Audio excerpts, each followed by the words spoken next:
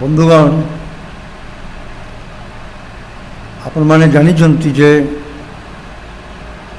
ଦେଶର 10ଟି କେନ୍ଦ୍ରୀୟ trade union 28 ଓ 29 March এই 2 দিন দেশব্যাপী সাধারণ ধর্মঘটর ডাকরা দিয়েছিল। সেই আহ্বানকে সমর্থন করি দেশের সর্বস্তরের সাধারণ মনীষ, বিশেষ করে শ্রমজীবী জনসাধারণ, শ্রমিক শ্রেণী এই ধর্মঘটকে, এই সাধারণ ধর্মঘটকে সর্বাত্মকভাবে সফল করেছেন। ওড়িশারে করেছেন, দেশের সমস্ত রাজ্যরেই করেছেন। এই ধর্মঘটকে সফল করিবা পাই মু এসইউসিআই কমিউনিস্ট ওড়িশা রাজ্য কমিটি পক্ষরু ওড়িশার জনসাধারণ, বিশেষ করে শ্রমজীবী জনসাধারণ আমার সংগ্রামী অভিনন্দন, বিপ্লবী অভিনন্দন জ্ঞাপন করুছি। 10টি কেন্দ্রীয় ট্রেড ইউনিয়ন 12 দফা দাবির ভিত্তিতে এই ধর্মঘটর আহ্বান করেছিলেন। তার ভিতরে বিশেষভাবে উল্লেখনীয়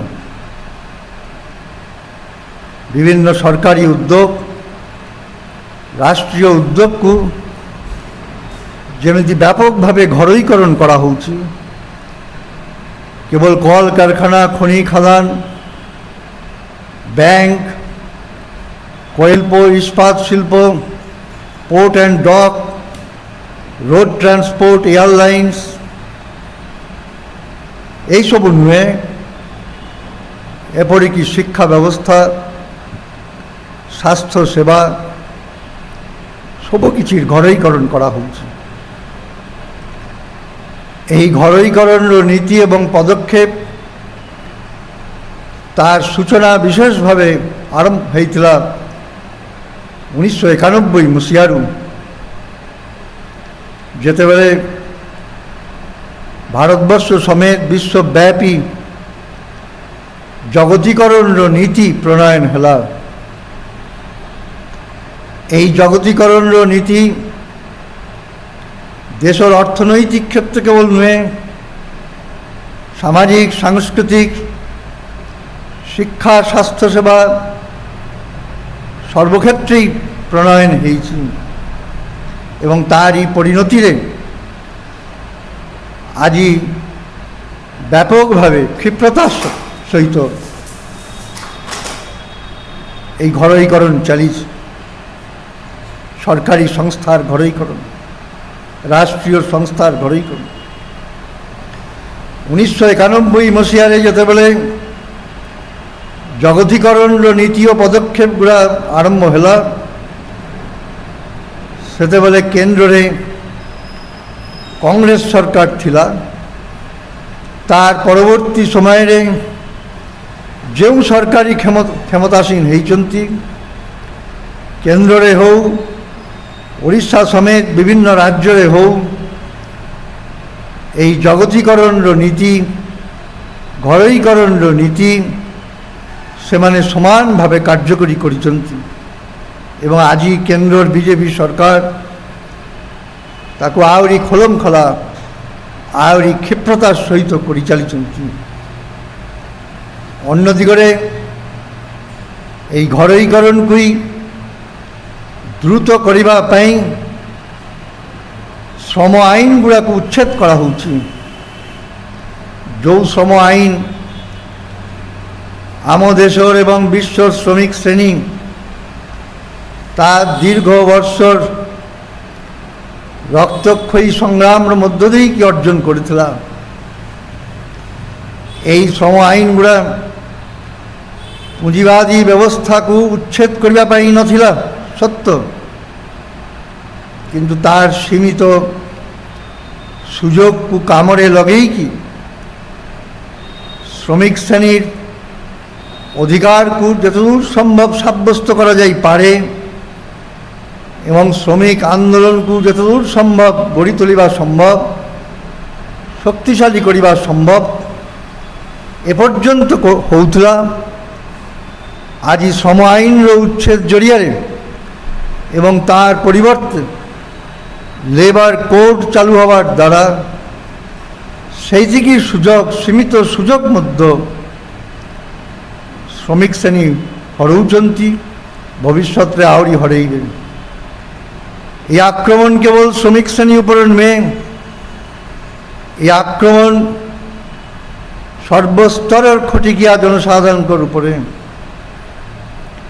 কৃষি আইন যার বিরুদ্ধে দেশের কৃষক সমাজ চাষী মানে দীর্ঘ গোটে বর্ষ ধরিকি লড়াই করেছিলেন এবং 700 ঊর্ধ্ব চাষী নিজের জীবন দিয়েছিলেন।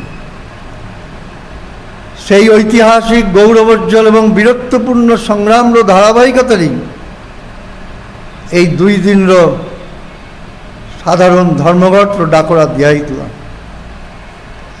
দীর্ঘ 75 বর্ষর ইতিহাস ভারতবর্ষ স্বাধীনতা অর্জন করিবা পরে এবং বিশেষ করে গোটে বর্ষর চাষী আন্দোলনের যে শিক্ষা, যে অভিজ্ঞতা, তার ভিতর দিয়ে কি প্রমাণ হয়েছে,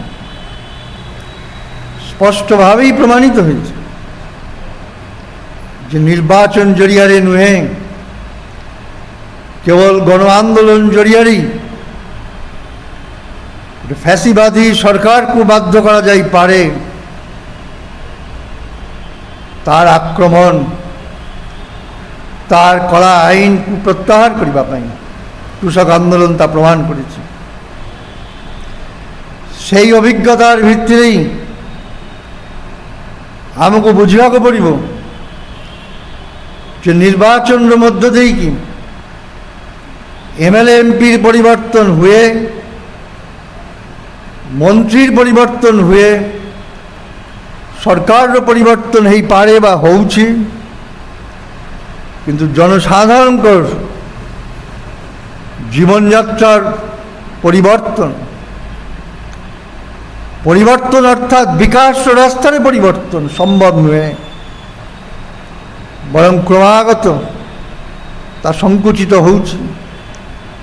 জনগণঙ্কর জীবনের অবস্থা ক্রমাগত তার অবনতি হচ্ছে। অন্যদিকে মুষ্টিমেয় মালিক শ্রেণীর ধনসম্পদ বড়ুছে এবং ভারতবর্ষের ধনকুবের গোষ্ঠী, ফিনান্সিয়াল অলিগার্কি, সেমানে দেশ এবং বিদেশ শ্রমশক্তি ও প্রাকৃতিক সম্পদকে লুট করি আজি কেবল ভারতবর্ষ নুহে, এশিয়া মহাদেশ এবং বিশ্বর অন্যতম ধনকুবের গোষ্ঠীরে পরিণত হয়েছেন। ফলে জনগণকে আমি কথা রখিବାକୁ ଚାହୁଁଛୁ ବିଚାର କରିବା ପାଇଁ যে নির্বাচন নুহে, গণ আন্দোলন কেবল একমাত্র বঞ্চিবার রাস্তা। পুঁজিপতি শ্রেণীর আক্রমণকে মোকাবিলা করি, মালিক শ্রেণীর আক্রমণকে মোকাবিলা করি বঞ্চিবার একমাত্র রাস্তা হচ্ছে গণ আন্দোলন। সেই গণ আন্দোলনকেই আগেই নিয়ে যাওয়াকে পড়িব। 2 দিনর এই ধর্মঘট যে আন্দোলনের